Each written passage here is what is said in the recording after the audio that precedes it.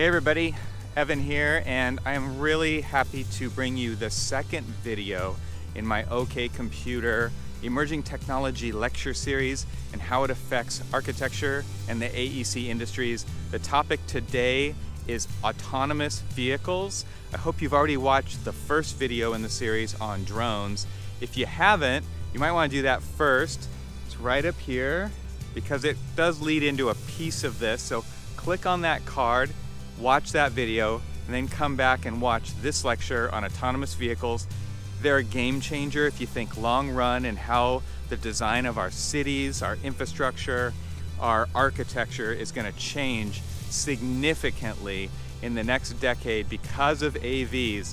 There's a lot of thought-provoking questions and statements in there to get you thinking, to really get you to get out of your comfort zone and start to think about the things that are actually happening right now in the world that we live in. So I hope you enjoy it. If you've got additional comments or questions or anything you want to add to the conversation, do that below. And don't forget to subscribe to this channel, click the little notification button so that you see when the next lecture drops in the series. So here we are, autonomous vehicles. All right, welcome to this lecture on autonomous vehicles. Real quick, I just wanted to give a quick notice that the original recording of this presentation did not go as planned. The room that I was in, the mic failed pretty miserably. And so I am sitting at home at my computer, and I am going to be sipping a glass of wine and kind of going through this presentation with you. So I hope that you enjoy it, and I hope that you get a lot out of it. And so let's get right into autonomous vehicles. Kids under the age of 5 will never have to learn to drive or own a car. A little bit of a provocative statement there, and I'm trying to get you into the mindset of thinking differently because the impact of driverless vehicles will be profound, and it will impact almost every part of our lives. There's lots of different names for this kind of emerging technology, so you've heard all of these and they kind of get mixed around in the media, so just going to cover them all really quickly here. So self-driving cars, driverless vehicles, autonomous vehicles, and shortened AVs. So I might use any combination of any of these here. It's just so you know we're talking about the same thing with all of these options. So there are 6 levels of automation that are kind of outlined out there as standards. And most cars that you drive are levels 0 and 1. So level 1 is driver assistance, where you have to keep your hands on the wheel, obviously. And then level 2 is, well, we've seen it for quite a few years now, but it's becoming more and more of standard equipment on cars where there's partial automation. So how do we see this in cars today? Well, we see it with some lane assist, and we see it with adaptive cruise control, right? Where the cruise control is kind of adapting to a target in front of it and keeping pace with another vehicle, keeping a safe distance between the two. So level 3 is conditional automation, where the car is pretty much in control but requires human intervention in an emergency or when prompted by the system. Right? So you can let go, but you got to grab back onto the wheel and let it know that you're alive and paying attention every once in a while. And then level 4 is high level, where the car can steer, brake, accelerate, monitor the road, things like that. It can respond to random events and choose to change lanes and turn. All based on AI and cameras. And level 5 is full automation, where the car is pretty much in control but requires human intervention in an emergency. How many of you are excited to get into an autonomous vehicle? Right? The image here just kind of evokes a certain type of transportation that just looks sublime, right? And then you see something like this where maybe you're terrified. On the other hand, and we've seen Tesla and Uber crashes in the news. We hear about these events because they're happening in this kind of new way with this new technology. So this is a graph that shows how technologies have been adopted over time. And if you look at the telephone, for instance, which is like the furthest left dotted red line, and looking all the way back to 1900, it took about 100 years to get to 95% adoption. And then if you look at the cell phone, that took 10 years. So from 100 years to 10 years is pretty amazing. And as we move forward, you just see the lines are getting steeper and steeper. So things that are available to us, we adopt faster than ever before. So here's an image of an Uber. And in August 2016, which is ancient history by now, right? Uber released the first driverless cars in Pittsburgh, Pennsylvania, at level 3 automation. And later that year, we had the first autonomous freight delivery. And any guesses to what the delivery was? What were the goods? It was actually beer that was being transported. And then here's a video of that Uber driving, and obviously somebody sitting in the driver's seat who's ready to take over. But all those sensors in that array on the roof are taking care of the driving for the most part. That's the brain of the car, or the eyes and the ears and the whatnot. And that person's just sitting there with their hands off the wheel and their feet are not in the pedals and driving around Pittsburgh. So the Uber driverless car, that's somewhere between levels 2 and 3 of automation. So we're getting to the point where, the car is making some decisions, but you still have to have that human intervention if necessary. So lane changing abilities, where the car is sensing obstacles, whether that's other vehicles, it actually knows what a lane is. It's reading the stripes on the road and kind of understanding where it is positionally and then moving around obstacles. So how did we get to where we are now? So here is an image of Stanley. And Stanley is an autonomous car created by Stanford University's Stanford racing team. And they were doing this teamed up with the Volkswagen Electronics Research Laboratory. It won the 2005 DARPA Grand Challenge, earning their team a $2 million prize. And that project was led by Sebastian Thrun. In 2009, Thrun started Waymo in secret, and you might have heard of Waymo because it is the recognized leader in the autonomous sector. In 2016, so just 4 short years ago, they were running level 4 automation in the Phoenix, Chandler, Arizona area. And 2018, they announced that they were going to buy 26,000 vans from GM without steering wheels or pedals. All right, so we're getting up there at level 5 if you're talking about nothing for a human to actually touch to control at that point. And so now 10 out of 11 major manufacturers have said they want to have fleets of autonomous cars operating on roads by 2021. That's only next year. So it remains to be seen if it's going to be a good investment or not. We'll see what happens because of regulation and all of the things that need to be figured out now because of what autonomous vehicles are doing in the ethics category and things like that. So there's definitely companies that have an advantage here, right?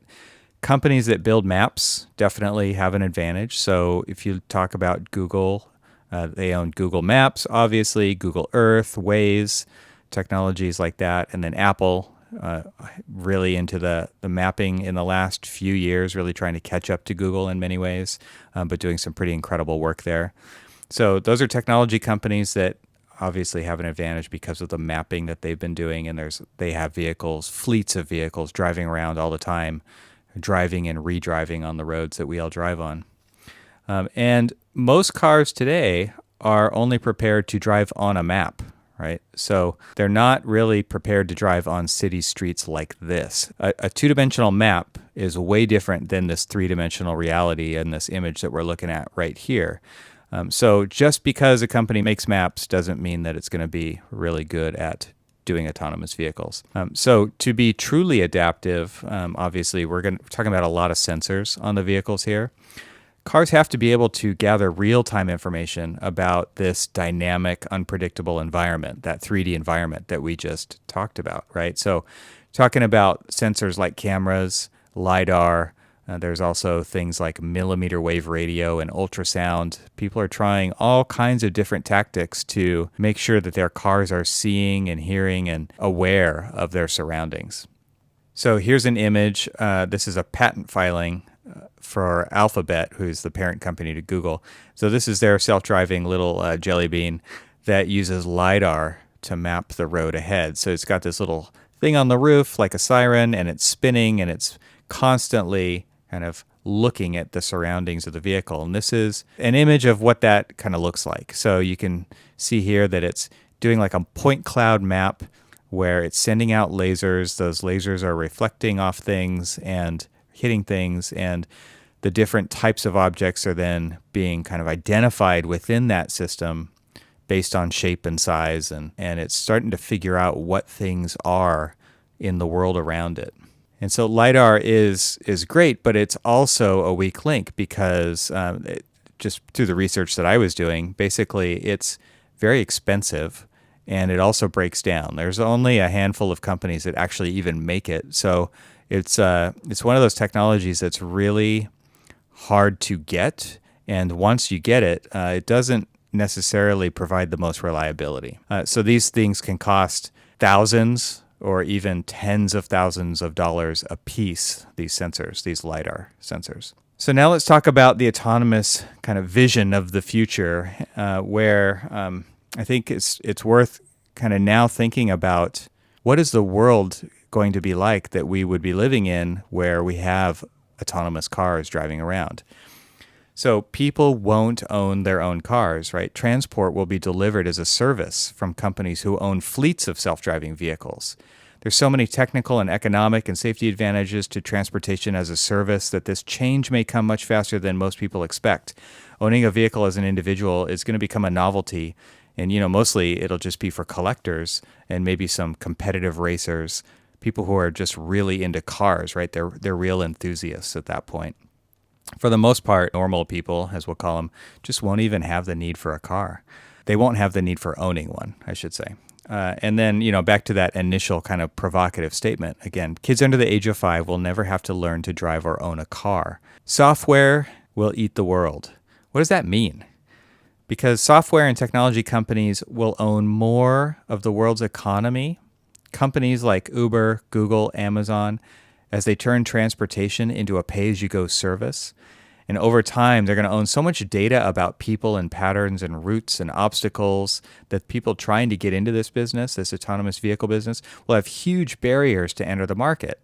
They won't have all that data. So this really speaks to early adoption in general, right? Early innovators get the lion's share of the spoils, especially companies who already have built businesses around data collection, backbones, data centers, and ways to kind of store that data in meaningful ways so that they can use it to their advantage as these machines learn all of these new things.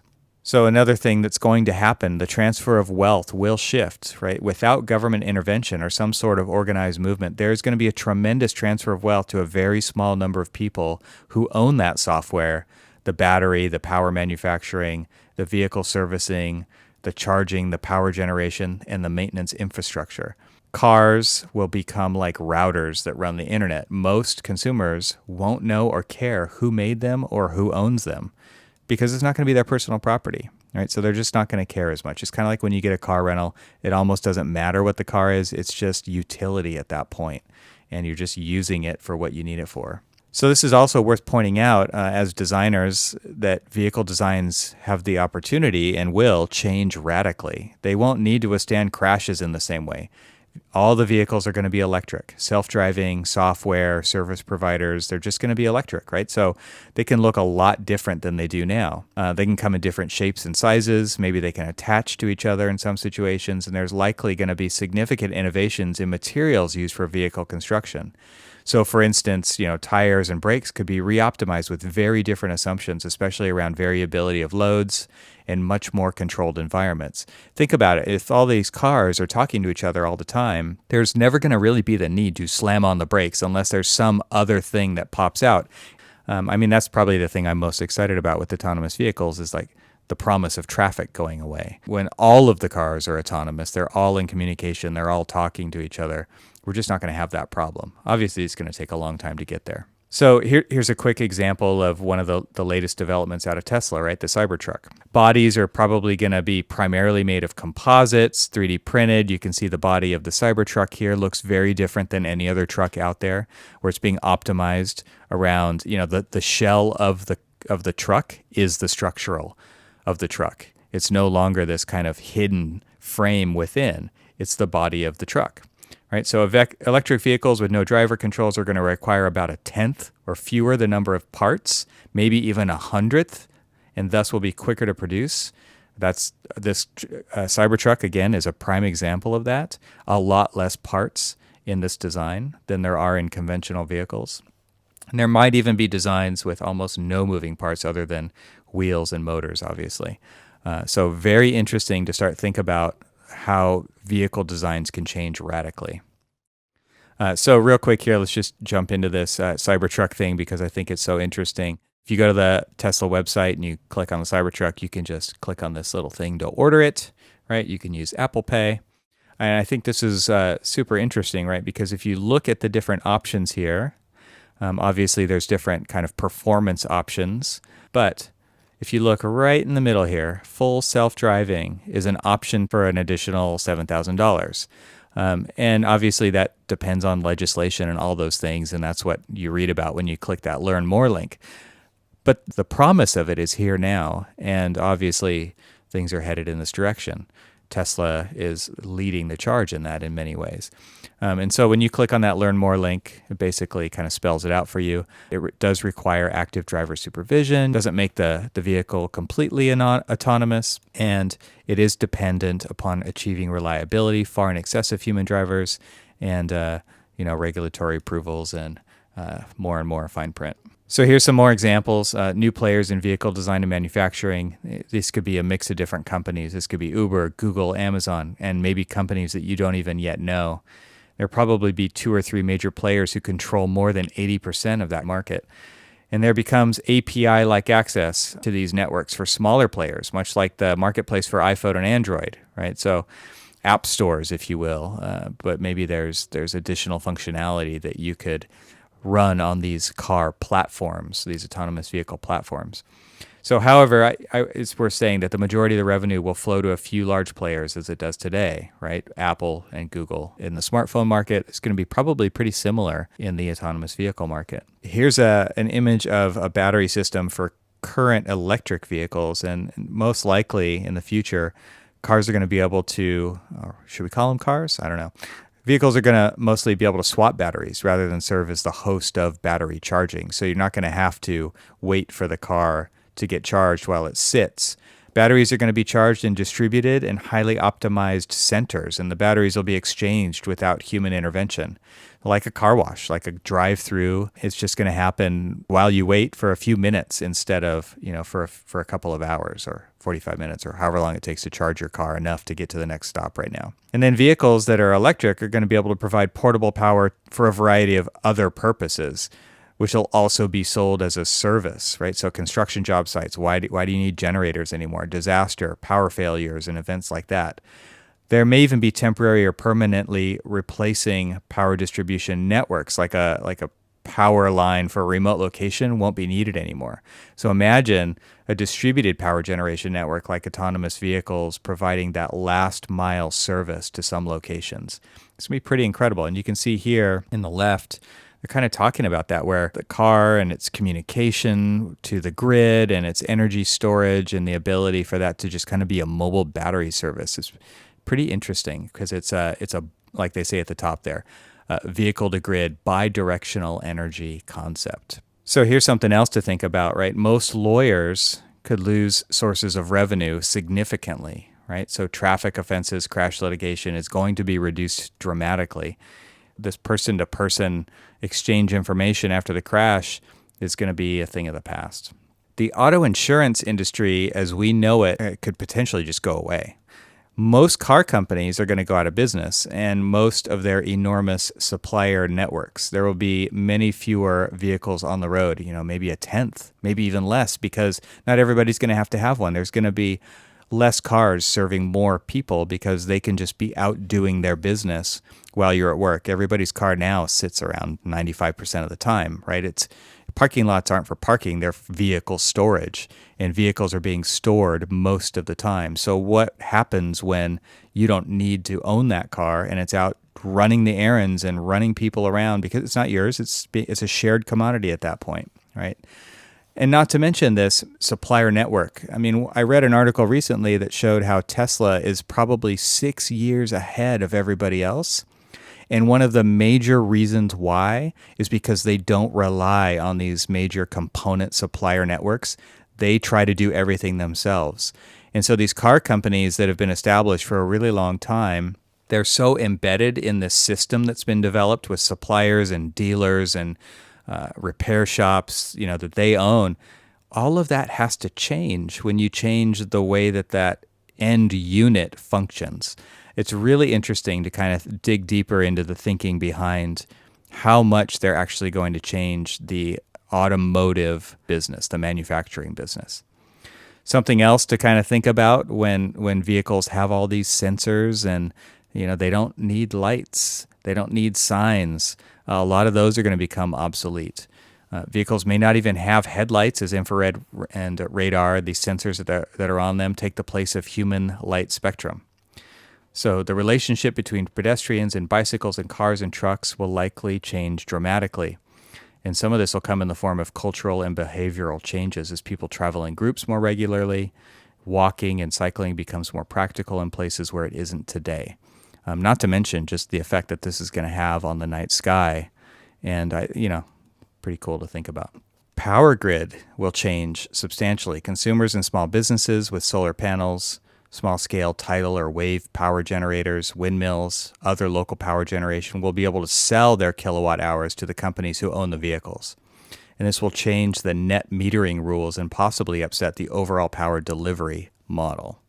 Traditional petroleum products and other fossil fuels will become much less valuable as electric cars replace fuel-powered vehicles and as alternative energy sources become more viable with portability of power, right? Transmission and conversion. There's a lot of waste in that system. So there's many other geopolitical implications to this possible shift, obviously, where the oil comes from and the suppliers and that whole model of delivery. And as implications of climate change obviously become ever clearer and present, these trends are going to likely just accelerate.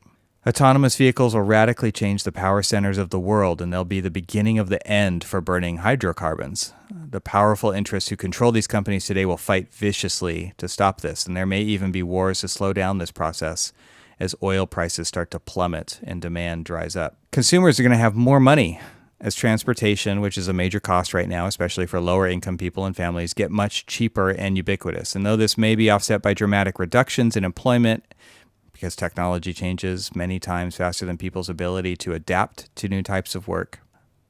Demand for taxi and truck drivers is going to go down, potentially, eventually to zero. And someone born today might not understand what a truck driver is or understand why someone would go do that job. And there will be no more getaway vehicles or police vehicle chases. Millennials are like, what? I think we've already started to answer this question, but what does this have to do with architecture? So let's get a little bit more specific now. So AVs is not a transportation issue. It's actually an everything issue. Right now, your average commute is 25 minutes. And if you don't have to drive, you can go out farther from the office, right? Because you can do other things while commuting, like working. And you can live wherever you want. But the cost of the infrastructure will go up because of that, right? We're talking about longer roads. We're talking about more suburbs, potentially, right? Scared to think about that, but it might be true. So more roads to maintain in that case. Property values are probably going to go down once density increases. And property taxes will also go down because of this. So housing ultimately could get cheaper, right? Because the values are going to go down. So what are those secondary impacts of this technology? We've been talking about this a lot already. Insurance, petroleum, law, jobs, pedestrians, city planning, tax revenues, sources, and architecture. So question, how is this emerging technology going to affect our cities and communities And put another way, how are they going to affect the way that we live? The answer is that the impact of driverless vehicles will be profound and affect almost every part of our lives. How is it going to do that? Well, on average, like I said earlier, cars are parked 95% of the time, and there's somewhere, this is just staggering, there's somewhere between 1 and 2 billion parking stalls in the United States alone. All right, so there's a little shameless plug real quick here. We actually designed a Grasshopper script to automate parking lot layouts, and it does the job in a couple of seconds. I don't know how long this tool is going to be useful, though. So this is a saying that everybody's heard this, right? Form follows function. No. We all know that form follows parking. And this is an old adage, but things are going to change because there won't be any parking lots or parking spaces on roads or in buildings. Garages are going to have to be repurposed, maybe as mini loading docks for people, deliveries. The aesthetics of homes and commercial buildings are going to change as parking lots and parking spaces go away. And there's going to be probably a multi-year boom in landscaping and basement and garage conversions. So architects, if you want some side work, I'm sure it's going to be available. So here's the town that I live in. I just did a few quick diagrams here. So this is Claremont, California, here in Southern California. We're a little bit east of Los Angeles. And I outlined the parking areas in red, or I pocheted them in red. And so this is our downtown area, and you can kind of see how much parking there is, just to give you kind of an idea of how much parking is available. And this does not count street parking. Obviously, there's a lot of street parking in here as well. These are just kind of parking lots in our downtown, in our village area. Towns have been built around these major thoroughfares, and that's probably going to change or fade, right? Because you don't need more local mechanics, you don't need more local car dealers, you don't need more consumer car washes, you don't need auto parts stores, you don't need gas stations. All the things that towns have been built around, these major thoroughfares are going to change and fade. And so now here's another image of more residential area, same town, right? The suburbs. There's not much parking, and there's obviously garages and driveways and streets still. Again, kind of talking about architecture, this is an interesting image because, I mean, this is how we kind of think of these garages now, or maybe not. I don't know. It depends on what your garage looks like. But this is an amazing looking garage, and I would actually call this more of a museum in the terms that we're talking about things today, because everybody knows that this is what garages really look like. And so just down the street from that neighborhood, this is a mall, tons of parking, and cities are going to become much more dense as fewer roads and vehicles will be needed to transport, and they'll be cheaper and more available. All right, so here's a quick little case study. This is the new Raiders Stadium that's being built in Las Vegas, and it is the first to be completely designed in the age of rideshare, says the company that will run the stadium. It expects thousands of fans will Uber or Lyft or taxi to the stadium, which will have separate areas for pickup and drop-off. And for those who want to drive, the team will use 4 remote lots for parking, with shuttles to and from the stadium. The team expects the trips will take between 5 and 13 minutes to reach their destination, depending on the location. And so, a stadium of this size, I think it was supposed to have 16,000 plus parking spaces. They are building it with only 2,700 parking spaces. And so, they picked a relatively small site footprint for this, and there just wasn't going to be enough room for the parking. So they approved a series of waivers, and it was an over 85% reduction in the number of required parking spaces based on kind of current codes.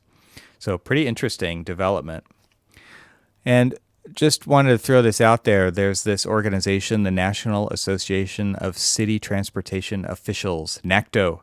They've actually published this book, The Blueprint for Autonomous Urbanism, and it lays out a vision for how autonomous vehicles and technology more broadly can work in service of safe, sustainable, equitable, and vibrant cities. So there are actually design guidelines being published for this kind of new design language that we're going to become more and more accustomed to. And here's somebody's diagram, kind of interesting, where you kind of get the sense that roads are going to be much more emptier. They can get narrower, right? Because cars aren't going to need as big of margins for error, and all the various drivers out there who are paying attention more or less to their cars and where they are in space. You won't need as much space on the road. You won't need as much space between cars, which is obviously a major cause of traffic today.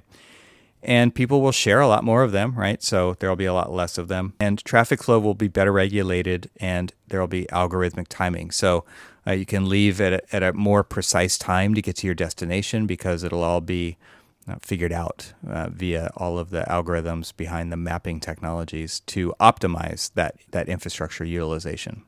So something else to think about is that roads will also likely be smoother, and turns could be optimally banked for passenger comfort. Nobody likes going around a high-speed turn when the road is not banked and you're trying to read a book, right? You get car sick. So if roads can be better designed, there's all kinds of interesting things that you can do to make that drive more comfortable. And then, there's also going to be high-speed underground and probably above ground. Think about Hyperloop and the technologies that are being developed for high-speed transport. Again, that's going to remove more vehicles from the road, and it's going to change the way that long-haul travel operates.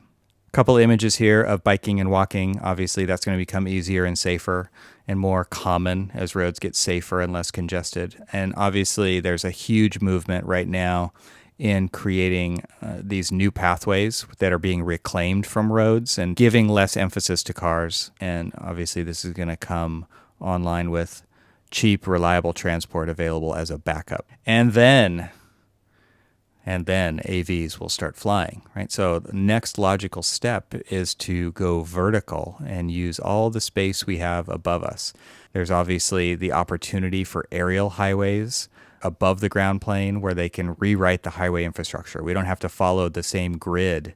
It'll release us from those roads, and we won't be bound by that linear infrastructure. Couple of kind of inspirational images real quick here. So here's one that shows vertiports, where you could enter buildings of the future from the side or the top or on different levels, which creates tons of new opportunities for architecture and development.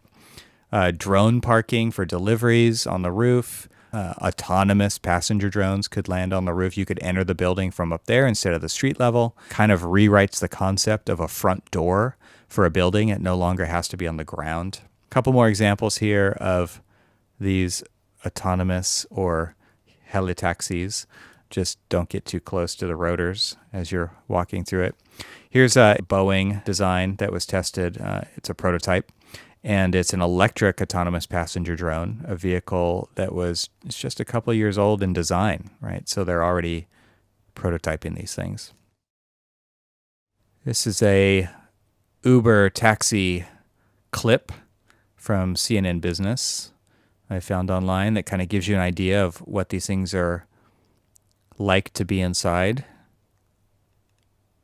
It's a lot like a car today, maybe a little nicer.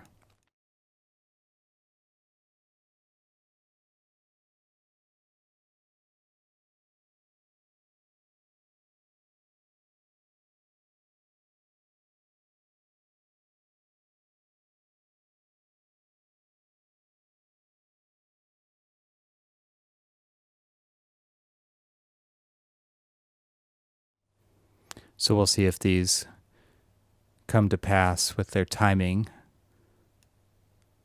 Even if they're a couple years late, it would still be pretty amazing.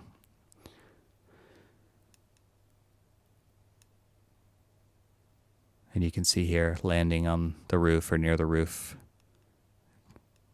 You're not entering the building through the front door anymore.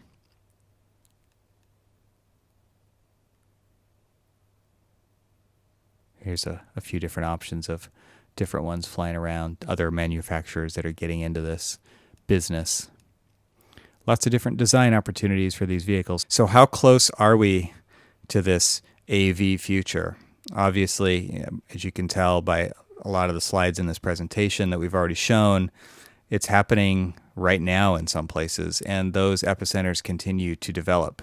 And obviously, they're going to expand. So in the next year or two, we're going to see companies deploying several hundred for public use. We'll see more and more within the next few years. Here's an example called Optimus Ride. It's a leading self-driving vehicle technology company, and they announced recently, in the last year or so, the launch of a New York State's first self-driving vehicle program at the Brooklyn Navy Yard. The Brooklyn Navy Yard is a 300-acre industrial park. They've got 400 manufacturing businesses, 10,000 people work there, and they're basically starting off with 6 autonomous vehicles to transport passengers between the ferry stop and the dock. And, it's just going to continue to grow and grow. And it's kind of in this closed community where they can do testing. Pretty interesting. I don't know if you've seen the Gartner Hype Cycle chart before. So here's the one from 2019, their Hype Cycle for Emerging Technologies. And on this, I'm going to talk about all of the different kind of buzzwords that we hear in technology.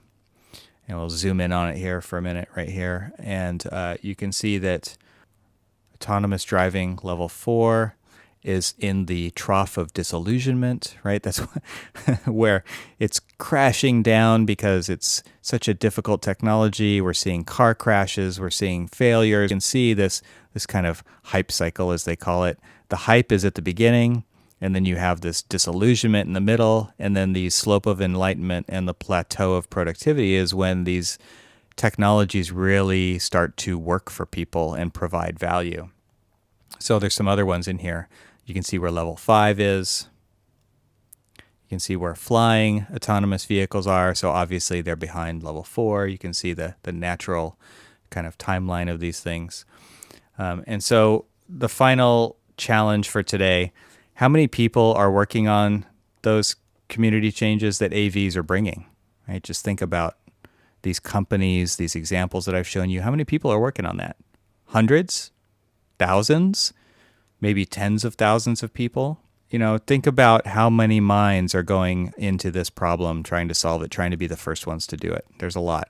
But think about how many people are working in your community on the changes that these are bringing. Right? I would say most cities, we can probably count on one hand how many people are working on this issue. And those are the extremely progressive cities. And so I ask you, do you think that's important? Think about the practices that you are involved in. Think about the clients that you're talking to. Think about the size of the parking lots that you're designing. Think about what's coming right around the bend with transportation and the major shifts that it's going to have, the ways that it's going to impact our lives. Maybe it's something that we should be involved in. All right, so that's it for this emerging technology lecture, my OK Computer series here. My next topic, the next video that I will release, is going to be on disruption. So it's a more broad topic. It's not as specific as drones and autonomous vehicles, which these first 2 lectures have been on. But it's more about the theory of disruption and then looking at technologies as they apply to lots of different professions and different businesses and how they're starting to disrupt them, and how architecture is ripe for disruption, and kind of talking about the technologies that are beginning to chip away at that and kind of flying under the radar for a lot of people. So I hope you'll join me. Keep a lookout for that. Remember to subscribe to the YouTube channel so that you get a notification when that next video shows up in the series. And thanks for following along today. I'll talk to you soon. Bye.